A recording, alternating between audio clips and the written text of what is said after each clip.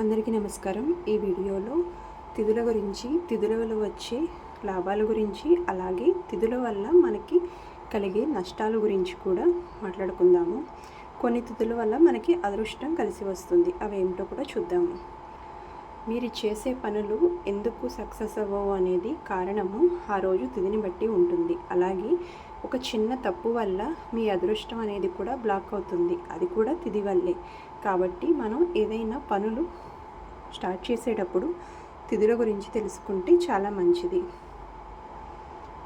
ప్రతి తిథి వెనుక ఒక ఎనర్జీ వైబ్రేషన్ ఉంటుంది.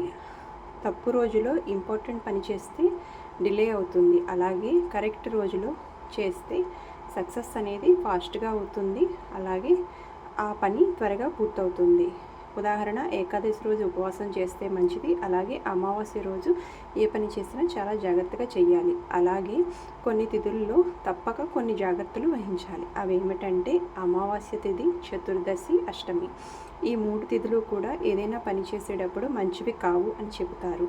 తప్పనిసరి అయితే కొంచెం జాగ్రత్తగా స్టార్ట్ చేసుకోవాలి. అలాగే కొన్ని రోజుల్లో కొన్ని పనులు కూడా వాయిదా వేయండి ఈ తిథుల్లో.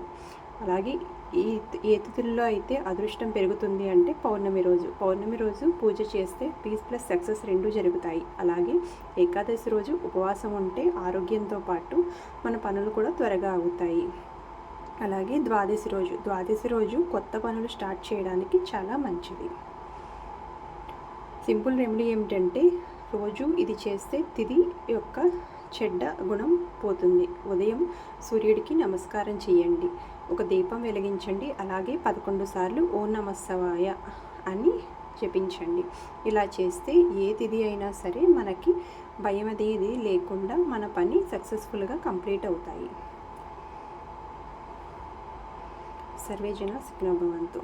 Thank you so much for watching. Please subscribe my channel. Thank you.